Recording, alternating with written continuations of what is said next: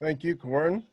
It's good to be with you all today, and I consider it a great privilege to be able to um, talk about the life and work of Florabelle Wilson from the class of '49, who served as a university employee from 1957 to 1982, the last 12 years of which she was the head librarian or director of the library as we think of it today. And I've chosen to use as the title for my remarks, Let's Tell the Whole Story, which was a kind of signature phrase that Florabelle used in her engagements with students, particularly with children, as she tried to invite them into engagement with the African American heritage. So this is an image of Florabelle in retirement in 1984. And I wanted to start with an image of her. Many of the images of her are black and white, but this one, you can see the color there of her hair and the background there of the icon of the Holy Trinity that she had in multiple places in her lifetime. So my presentation today is in two parts. First, I want to tell you those parts of her life story that intersect with the history of our university.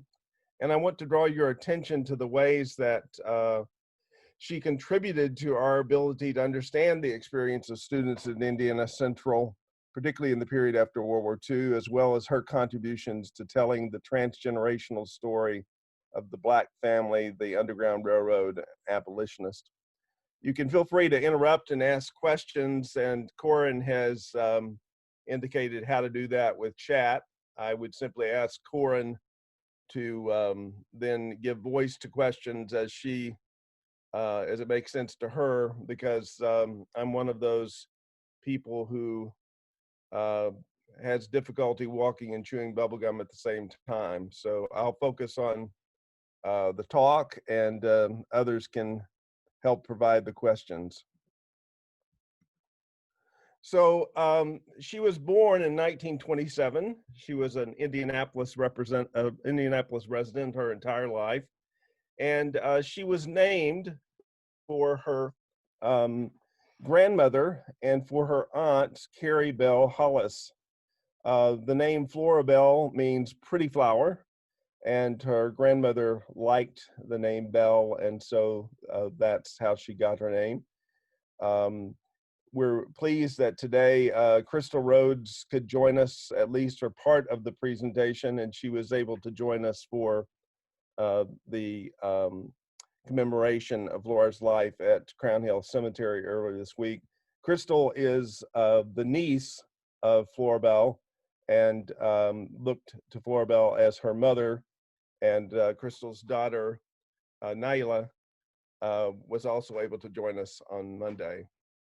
So she grew up in Indianapolis in the Martindale Street area from 1938 to 48, and then moved to North Arsenal Avenue. She graduated in January of 1944 from Crispus Attucks High School, and she graduated with honors in English and history, already displaying early on her interest in those areas. She began taking courses at Indiana Central after a brief period of taking courses at the predecessor of IUPUI, and she pursued a career as a teacher. She was quite plain spoken about the fact that her mother thought she should be a teacher, but from early on, Flora's passion for books and her interest in libraries she had that in the back of her mind. During her time at Indiana Central, she remembers participating in the celebration of accreditation at Indiana Central College, a big event for the campus. And she was a founding member of the I.J. Good chapter of the Future Teachers of America at Indiana Central. I'm not sure at what point the Future Teachers of America ceased to exist, but in the 1970s, I was a member of Future Teachers of America in Arkansas at the high school level. So I'm familiar with that organization. As a student, Florabelle was invited by the head librarian, Edna Miller, to work on the library staff, and Edna Miller became one of Florabelle's mentors, as well as her supervisor in later years. Florabelle clearly had great respect for Edna Miller and indicates in her oral history reflections that Mrs. Miller shared professional development funds during the time that they served together as directors of the library. Florabelle appreciated the kind of mutuality that Edna displayed and saw it as her own purpose to engage people like that. So this is a picture of Florabelle Williams as a student at Indiana Central University. She's one of the people who, when you see pictures of her across a few years, you can actually see the maturity develop. The earliest pictures of her that I found, she looks awkward and uncomfortable, and by the time she is a graduate, she's looking much more polished, much more together, much more self-assured. So this is Florabelle as she graduates. One of the things she was involved in at Indiana Central, and I'd be very interested if Helen or Rusty has any memories of this, but in 1947, in December of 47, Florabelle participated in the Alpha Psi Omega production of Deep Are the Roots, which is described as a drama about a Black GI who returns to the southern plantation where he grew up in South Carolina, expecting a warm welcome, only to find himself denied a scholarship and run out of town on a trumped up charge of stealing. Now, I did read the play this weekend, and it's a daring topic of the time, a play about interracial friendships between men and women, and enough romance in the air to make the prospect of marriage between a white woman and a Black woman to be a real threat. And the film, I'm sorry, not the film, the play raised questions not only about prejudice in the South, but raised pointed questions about whether folks in the North were any less racist than folks in the South. So very interesting that Florabelle was one of 3 African-American students in a cast of 8. And the lead role was played by Arthur Wynn Jr. from the class of 1951. The young woman in the picture here from the Oracle Yearbook from 1948 is Roberta Good, who graduated, I believe, in 1948. She was from Greenfield, Indiana. So this play, when it was produced, certainly drew attention to Indiana Central, and there were columns written about the performance. There were apparently favorable reviews, and the students at the time were proud about the fact that this had been performed. Now, this is taking place less than 6 months after, I'm sorry, just about 6 months after Indiana Central received accreditation from the North Central Accreditation of Schools and Colleges. And it would have been part of a focused effort to upgrade the liberal arts coursework and activities on campus for the students. Really quite a fascinating moment to contemplate on campus, a play about a GI who returns in 1945, just after World War II ends. And there would have been plenty of former GIs on campus, people like Robert McBride from the class of 1948, who himself had started at Indiana Central in the earlier 1940s, but dropped out to fight in the war and after returning from the Battle of the Bulge, resumed his coursework in 1946. So it would have been contemporary and certainly radical in its time. So Florabelle graduates in 1949 with a degree in education. She began teaching that fall at School 23, and that's where she would do her work for the next 8 years.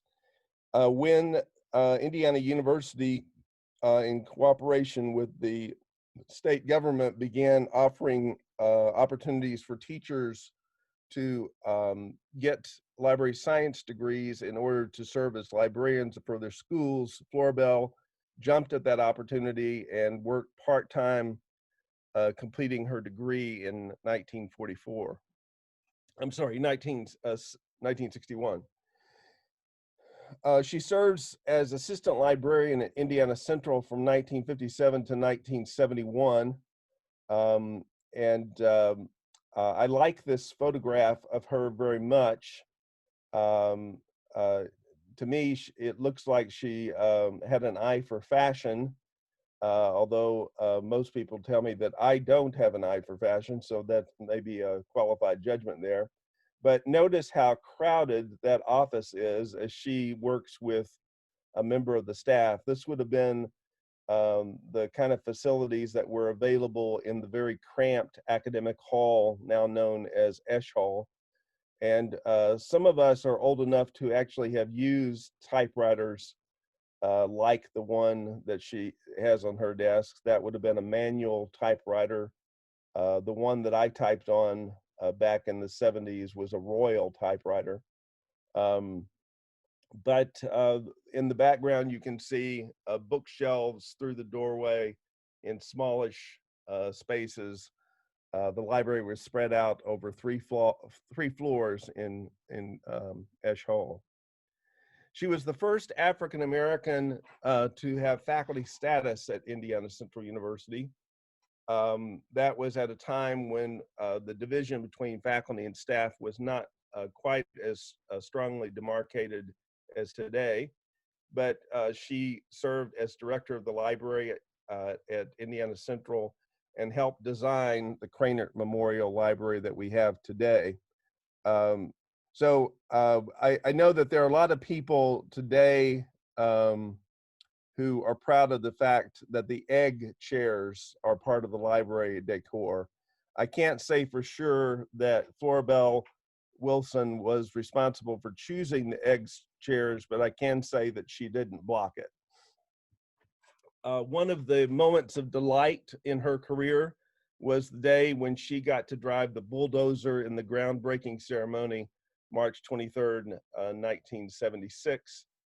And she recalled this moment in a piece that she wrote for the Alumni magazine called Books to Bulldozers.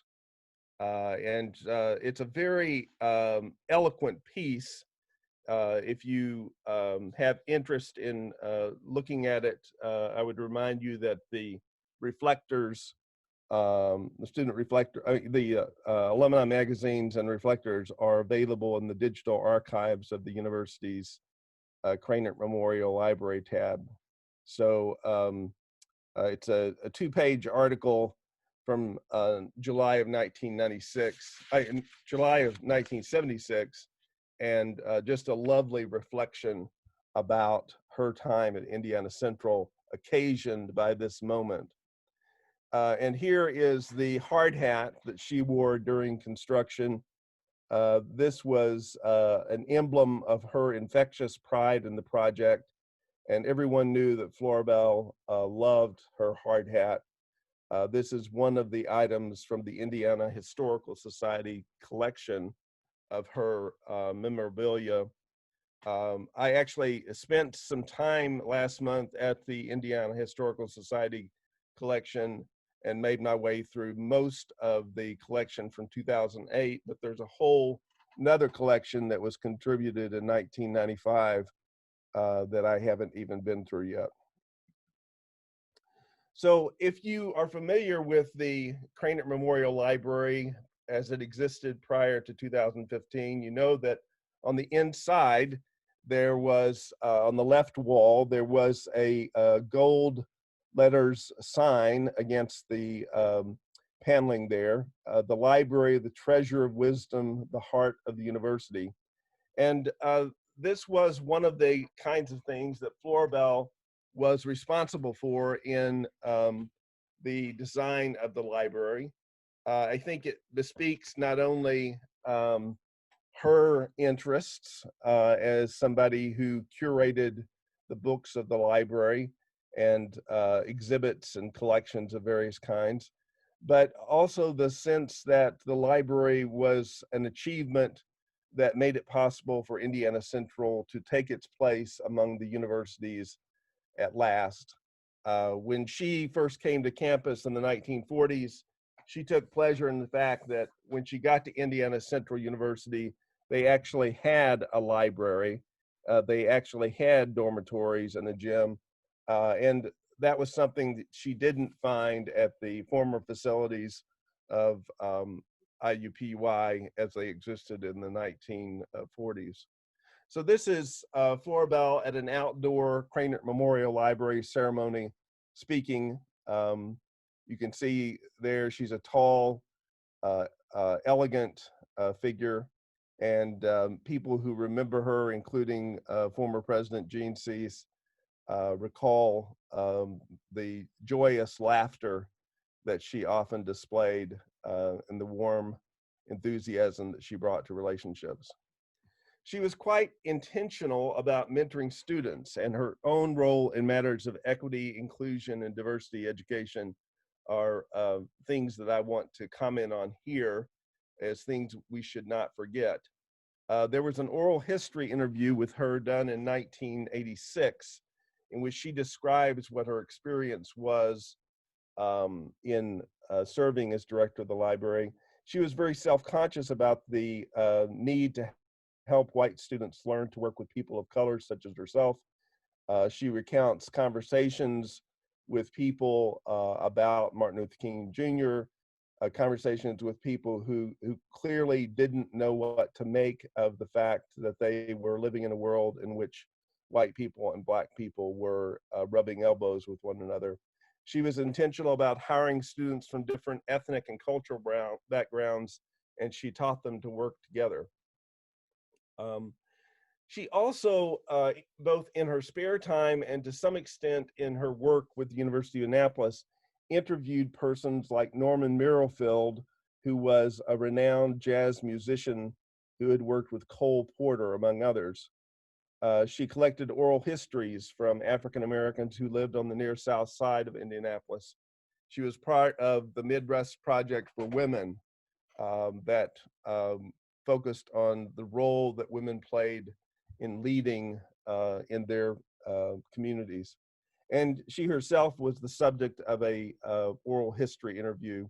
So she was very much conscious of the importance of gathering the stories, telling the stories, not forgetting the stories. She was also incredibly creative. There are folders in the collection at the Indianapolis Historical Society that are just labeled Flora's Creative Works or Flora's Creative Files. So she was a calligrapher. She sometimes wrote poetry. She participated in theater projects, and she kept a journal for many years, recording her observations about her life and work.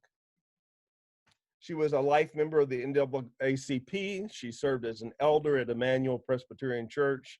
She was a member of Zonta Club, and on and on. At the University of Indianapolis, she was quite well known for helping people to not just experience something like the hymn, Lift Every Voice and Sing, but she taught them to appreciate the origins of the song as it was written by James Weldon Johnson and his brother Joseph Roseman Johnson, and the way in which that song made its way from schools in Jacksonville, Florida, to becoming the Negro national anthem and the Black national anthem. As somebody who first heard that song sung in Fort Smith, Arkansas in 1973, and for whom it was a memorable experience, I appreciated the fact that Florabelle was helping students at Indiana Central with that during her time. She was a world traveler, and she particularly enjoyed a series of trips that she made to Africa. And in 1982, President Cease designated her as Indiana Central's Goodwill Ambassador to Africa. I wonder what it would have been like for Florabelle to go to the point of no return in Dakar in Senegal, where the slave ships left. No doubt that was one of the stops that she made. And she, one of the things that she retained and was obviously a meaningful possession to her was Howard Thurman's prayer upon seeing the coast of Africa, in which he recalled what it was like for the forebears to begin the Middle Passage, leaving their homes behind, going into slavery. While at the University of Indianapolis, Florabelle developed an exhibit and slide lecture presentation called The Black Family in Indianapolis, The Invisible Sinew. And to be honest with you, I've not had a chance to explore this yet, but it's a considerable part of the collection that was put into the library, into the Indianapolis Historical Society in 1995. And it's hard not to see this as something that she was personally committed to, given that she was participating in helping to raise her nephew and niece. As I mentioned earlier, Crystal Rhodes is with us today. And so this was a topic of personal and social significance. She understood both intuitively and analytically the powerful role that Black families played transgenerationally in the aspirations of freedom. She was also involved in an important project on collecting the stories from the stories and the history of the abolitionist movement in Indiana. I recently had the opportunity to read this catalog. It's 60 pages long. It's really a book about abolitionism. And while she didn't write it, it is a project that she served on the advisory board for and helped to collect stories and narratives about. So this is another venture that she contributed to greatly, although she didn't enjoy the status of author. She put on puppet shows for children in elementary schools. She did this in retirement, helping them to learn about abolitionism, slavery, and the African-American heritage. This is one of the hand puppets that is in the collection at the Indianapolis Historical Society. She called these presentations, "Let's Tell the Whole Story." And apparently the technique was pretty straightforward. She would try to gather from the children what they already knew about the topic, and then she would help them to add understanding by sharing composite stories about the experience of children their age or the experience of African-American slaves. But that became her signature line: "Let's tell the whole story, children."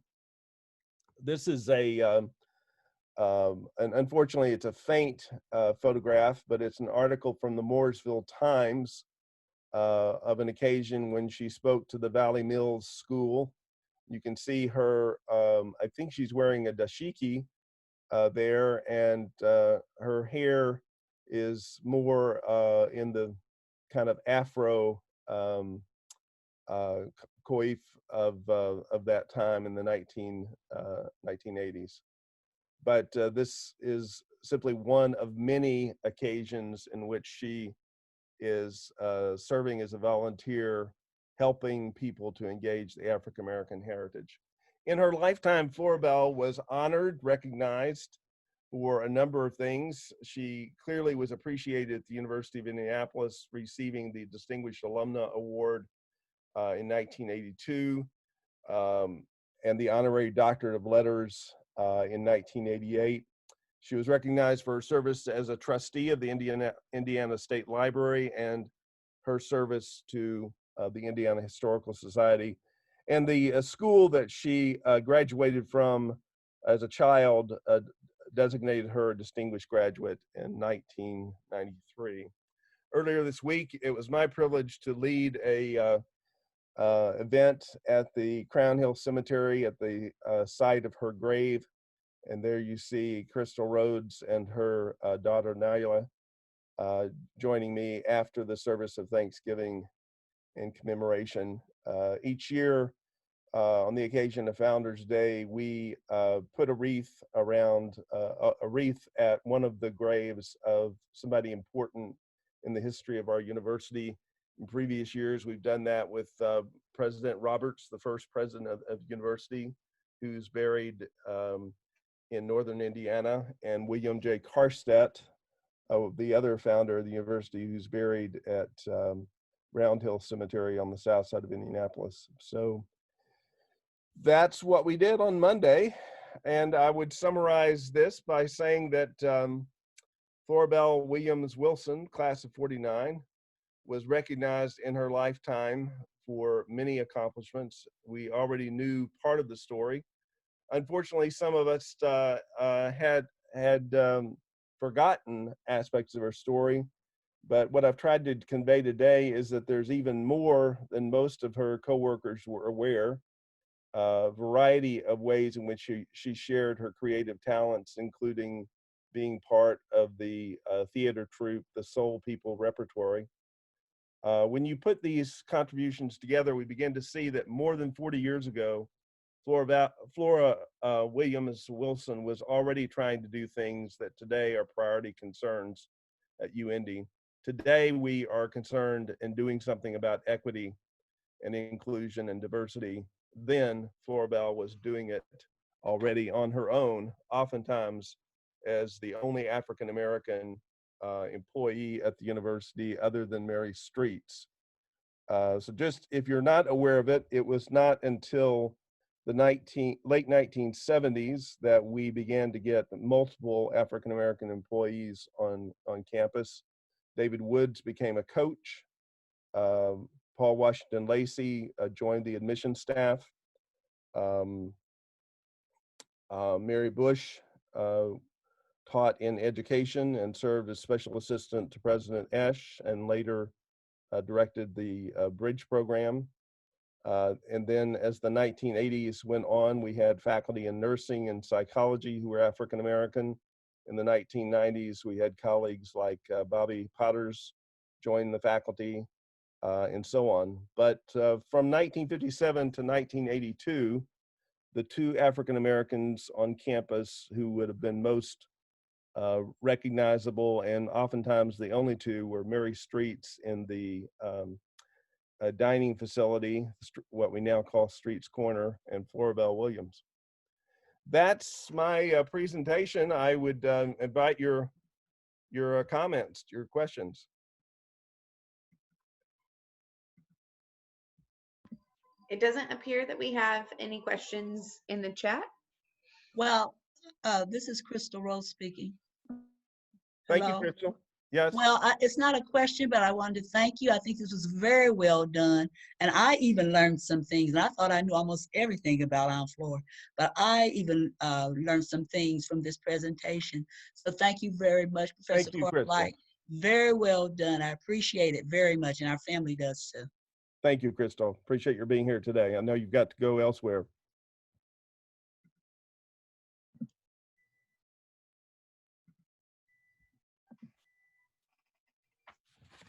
If anyone else has questions, and thank you, Crystal, like Michael said, thank you for joining us today. If anyone else has questions, you can feel free to unmute yourself and ask the question, or drop it in the chat. Either one, we will make sure it gets answered. While we're waiting for questions, I thought if we had time that I would share something that Florabelle herself had written about her experience as a student. So this is just an excerpt from that piece called Books to Bulldozers. Uh, she says, I stepped off the city bus at the corner of Hannah and Otterbein on a cold January day in 1946 and saw Indiana Central for the first time. I approached the white pillars of Academic Hall, not knowing how much my life would be changed by entering the tall wooden doors which led to the lobby and the information window. A friendly smile, an interview, and within a few days, I transferred from the downtown campus of Indiana University to Indiana Central College. At last, I was enrolled in a real college, one that looked like a college, with dormitories and a gym and a library. Most of the commuting students rode the city bus, which we boarded on Monument Circle for the meandering ride past Manual High School, past Sacred Heart, through narrow tree-lined streets to the portion of the city known as University Heights. Troy Avenue was the dividing line between city and country to my eyes, for Shelby Street was bordered with farms and open fields with only a few neat white frame houses in sight from the windows of the bus. Roll's Drugstore, which was located on the southeast corner of Hannah and Shelby, marked the northern edge of University Heights and served as the gathering place for those of us who walked down for an ice cream cone or a soda while waiting for the bus to round Lawrence Avenue and begin its sputtering trek back to town. The student body was small, and soon we came to know each other well. What a joyful celebration we shared when we learned that Indiana Central had been accredited by the North Central Association of Colleges and Secondary Schools in 1947. I formed lasting friendships with many of the persons I met at Indiana Central and shared several escapades with them. I still remember with glee the morning members of the Religious Life Committee, fired by their zeal to gather for early morning prayer, removed the pins from the hinges of the locked chapel doors on the second floor of Academic Hall so that those of us gathered there could enter. She says that she thinks the pins were replaced. As commuters participating in campus activities, my little sister, Mary Merritt, and I shared another memorable experience. As members of the cast of the campus production, Deep Are the Roots, we spent several nights in the dorm, which was under the firm control of Miss Virginia Cravens. The experience would have been even more memorable had Miss Cravens known of our late visiting and giggling, that we were locked out of our room when a strong gust of wind slammed the door closed with a reverberating bang, separating us very definitely from our room key, which we placed very carefully on the table beside the bed each evening. No one volunteered to awaken Miss Cravens, so guess who was elected to wriggle through the open transom to unlock the door? Isn't that a fun memory to imagine her wriggling through the transom above the door to get the key to unlock the door?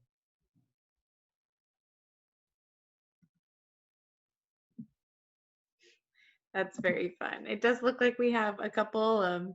Joyce Efford did say that Mary Streets was not just a snack room keeper, she was also an informal counselor, which I feel Thank like. you. Yes, yes.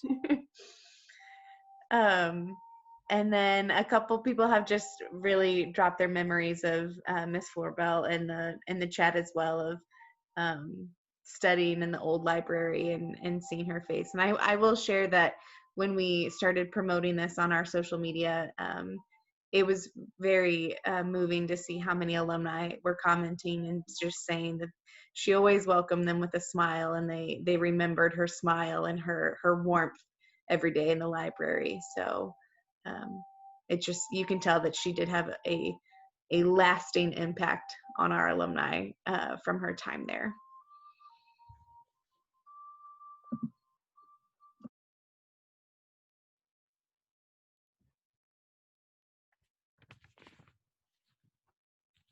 One of the things that I tried to stress at the cemetery observance on Monday is that while Florabelle was not known for complaining in public at the university and was often very, very polite in her engagement with people about their daily work and so on. When asked by an oral history collector about her experience there, she did describe some incidents of prejudice that she struggled with. Um, she uh,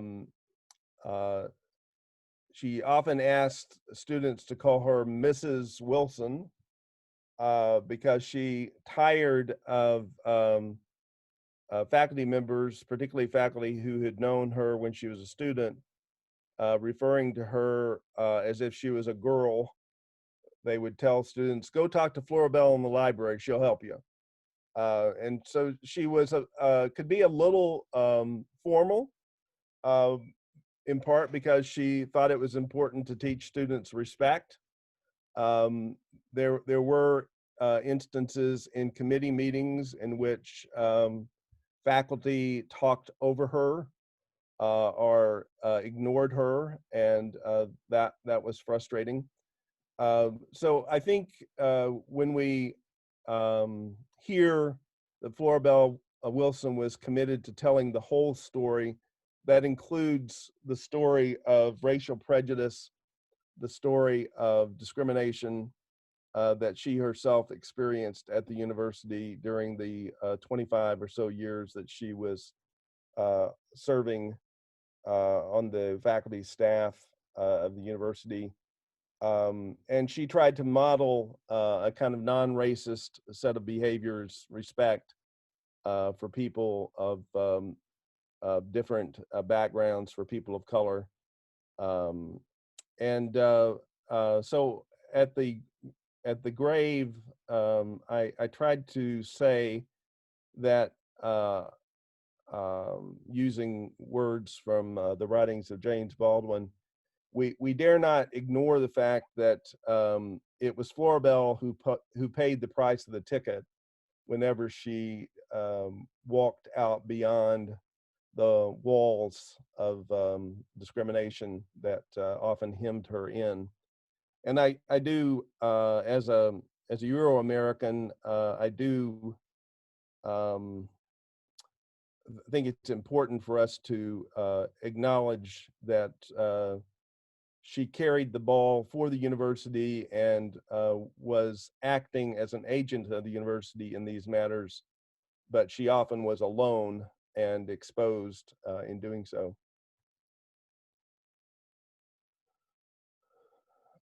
Dale Fletcher is asking the question about the effort to expand the library collection when the new library was built. That's a good question. Beyond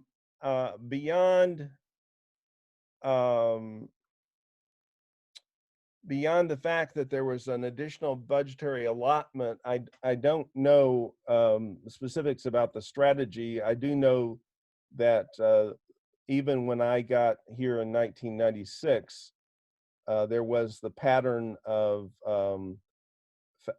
chairs of departments receiving from the librarian the cards that were from the choice reviews that gave you a 1-paragraph review of new books.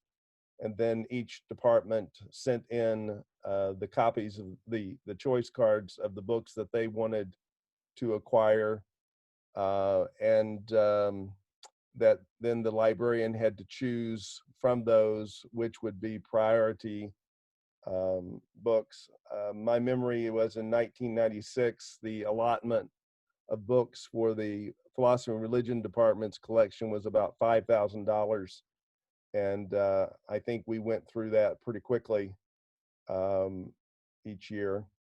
But I think the best way I can describe it is a mature library operation was implemented by Florabelle, and that began with being judicious about choosing the books that would go in the collection. Now, it would be only later, around 2005 or so, that there would be a more systematic effort to clear out the library holdings And I can remember going through the holdings in religion with my colleagues and finding a whole lot of books on prayer that were donated in the 1950s by retired clergy.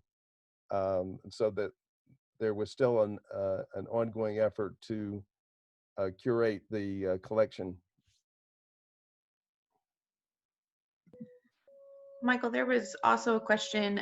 Do you know if she continued to teach after retirement? One of our guests thinks that she might have been her intro to liberal arts professor in the fall of 1983. Really interesting. Interesting. Uh, I I would Excuse be me, this I is would be Crystal. I can okay. attest that Aunt Flora, once she retired, did not teach anymore Ah, in a school. okay, I can attest to that. okay.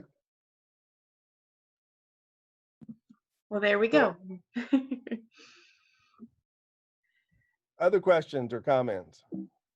We do have one that wonders if we have a space in the library honoring her contributions with a photo or history.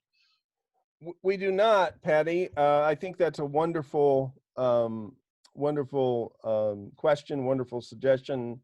I have indicated to several colleagues that I think as we approach our celebration of Juneteenth next summer, that it would be very appropriate to lift up Florabelle's contributions and perhaps commend the work of other people by offering an award in her name. But that's just my own idea at this point. Certainly, there is pride in her work by the library staff, and Lucy Fields spoke eloquently to that um, on Monday at the gravesite. So we do have a commemorative plaque remembering Mary Streets in the dining hall area at Streets Corner, but at this point we don't have something that commemorates Flora Williams Wilson. But I'll be happy to take that forward and indicate that there's interest in that. Marissa Albrecht indicates she thinks it's a good idea, and as some of you know, Marissa is currently the director of the library. Any other questions or comments?